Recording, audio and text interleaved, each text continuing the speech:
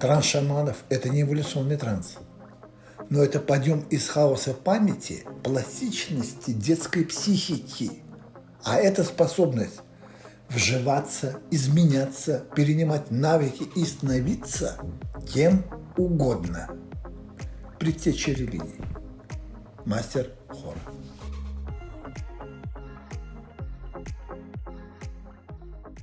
Значит, до определенного времени он ел от этого древа. Это ребенок.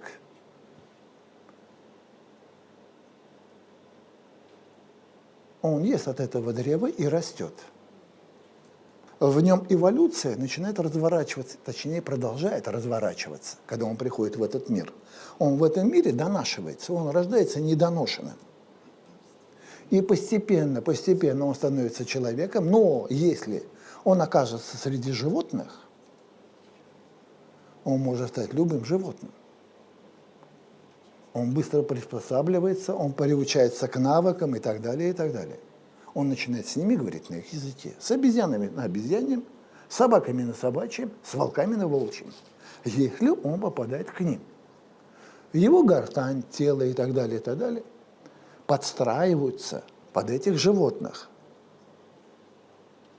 Где-то вот здесь история многобожников,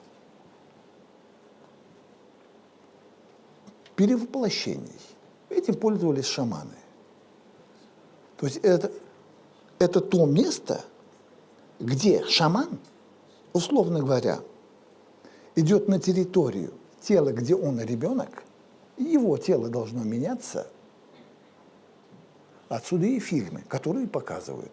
То он в волка превращается, то еще в кого-то и так далее, и так далее. Ну, современные фильмы. Как-то разыгрывают эти сюжеты. Человек-волк, человек-собака, оборотень. Вот. Таким образом, человек в определенной точке может перевоплощаться и становиться как бы неким другим существом.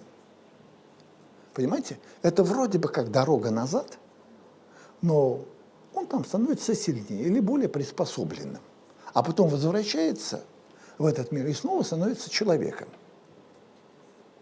А я говорю, как бы зацепиться за этот плод, когда ребенок растет, он растет до определенного возраста, становится юношей, взрослеет, и в один прекрасный момент жизни он останавливается на какой-то точке. Рост прекращается, он еще держится. Вы прекрасно это знаете. Ваш возраст дает возможность это взвесить, четко понимать, что вы проходили эту границу, а потом идет попытка как бы удержаться в этой точке, но неуклонно, лишенные плода от древа жизни, мы двигаемся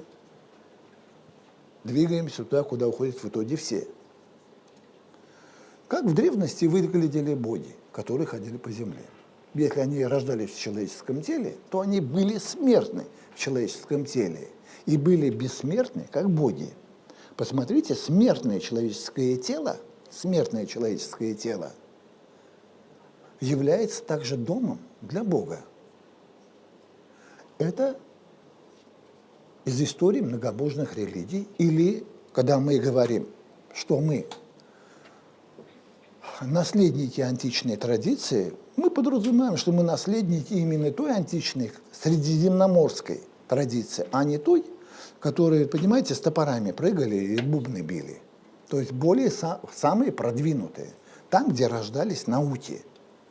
Когда мы говорим «мы наследники», мы как бы опираемся, мы опираемся вот на ту науку, но мы отрезали вот эти простые явления.